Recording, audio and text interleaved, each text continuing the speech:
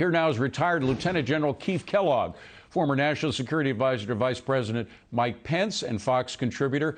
General, great to see you again. Thanks for being with us. First of all, on this tragic breaking news. I mean, again, just when you think it can't get worse with this horrible withdrawal from Afghanistan, it does. What is your assessment, particularly in light of the fact that the administration claimed this was a wonderful success story of over-the-horizon attacks?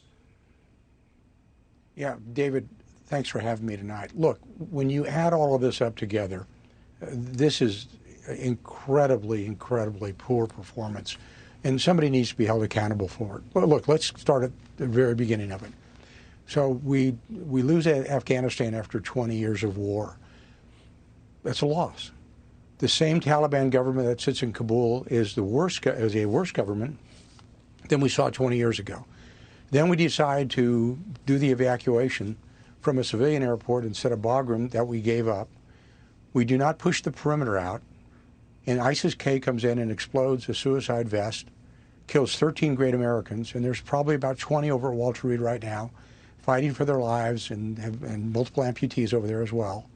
And then they say we're going to have a strike on 2 terrorist ISIS-K plotters. It turns out to be an aid worker and 7 children.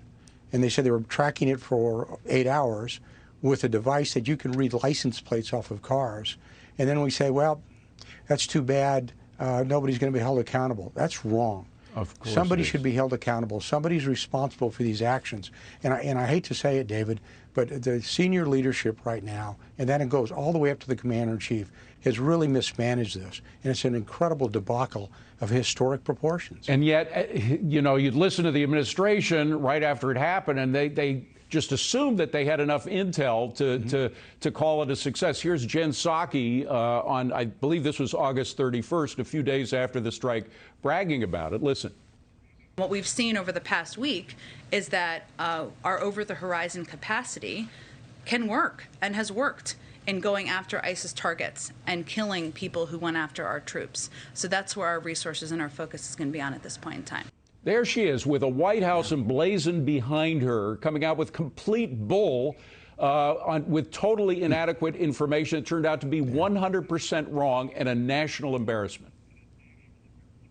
Yeah, you know, David, this is really shameful because even the chairman of the Joint Chiefs said it was a righteous kill.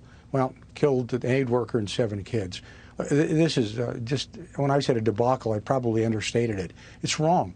And my frustration is that where's the accountability for it? Look, if you're a ship driver in the middle of the night and it's 3 o'clock in the morning and you're asleep in your bunk and the officer of the deck runs into something, they relieve you. And even if you don't kill anybody. We've had numerous soldiers, sailors, airmen, Marines killed. We lose a war. Then we do something like this, and then we say, well, we killed 2 ISIS-K plotters. Oh, by the way, who's playing football this weekend? I mean, this is absolutely incredibly... It is. I can't use the right word. It's just bad, and somebody should be held accountable for it. All right, let me switch to the General Milley controversy, if I can. Just to remind folks, here is what this new book that came out claims General Milley told his Chinese counterpart after the January 6th riots at the Capitol. He said, General Lee, you and I have known each other for now 5 years. If we're going to attack, I'm going to call you ahead of time. It's not going to be a surprise. Now, again, we don't know if that's true, but I read the same passage to General Jack Keane, who I'm sure you know, yesterday. Here's how he responded to that. Listen, if he said that, that would be grounds for dismissal at least, correct? Yeah, absolutely, David. I totally agree with that, and certainly it would be. But on the surface of that, I mean, that's such an outrageous statement. I mean, what is reasonable to say to him, look at General, if we're doing anything adverse here, you're going to see it. So General Keane, who actually spoke to General Milley by phone a couple of days ago, said you have to get out front of this thing. And so far, I don't think his statements have addressed that particular charge that comes out in the book. Do you? No, I don't. In fact, if I had been accused of what he is accused of and alleged to have said, I would have been out front with the press yesterday going forward. Look, what he did, I believe, is He did something that was fundamentally flawed and wrong.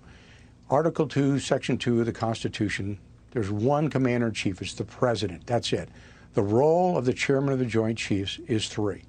He is the primary military advisor to the president, to the Secretary of Defense, and to the National Security Council. That's it. He doesn't have any role in command and control or the control of the nuclear forces. That's the president. That's the combatant commanders. That's part of the National Command Authorities, which means the Secretary of Defense.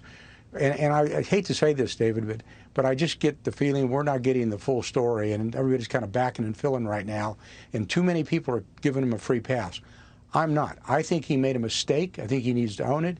And frankly, I think he either needs to go or be replaced by the President of the United States, which, by the way, probably won't happen. But this is egregious. You do not call an adversary, and if it's true, forecast an attack that may happen. He was really wrong. And you have to put it in context when that call was made, which was the 8th of January, and everything that was happening after the 6th of January. So this is really somebody saying, well, we're not too sure Trump's really in control. I was in the Oval Office. I know what was going on. I saw exactly what was happening out there. We had a commander-in-chief who was in full control. And I'm the longest-serving senior member in the White House on the national security team, and I saw what he did during crisis situations, and I remain incredibly confident of the way we handle every crisis. I heard you earlier today, we have to run, but I heard you earlier today talking about an Iranian crisis, one of the several that we had, in which he took the full counsel of his military advisors, people like you, who suggested to hold back your strike, right? Right, that's exactly right, and he did it. He went against the advice of his national security advisor. We were in the Situation Room. He looked around. We got the information to him. He made the hard call, said, nope, we're not going to do it. And it was the right call. When history eventually records this and everything comes out about it, he made the right call that day when a lot of people were pushing him to really strike hard at Iran. Yeah, and we still got Soleimani, by the way, that awful terrorist supporter from Iran.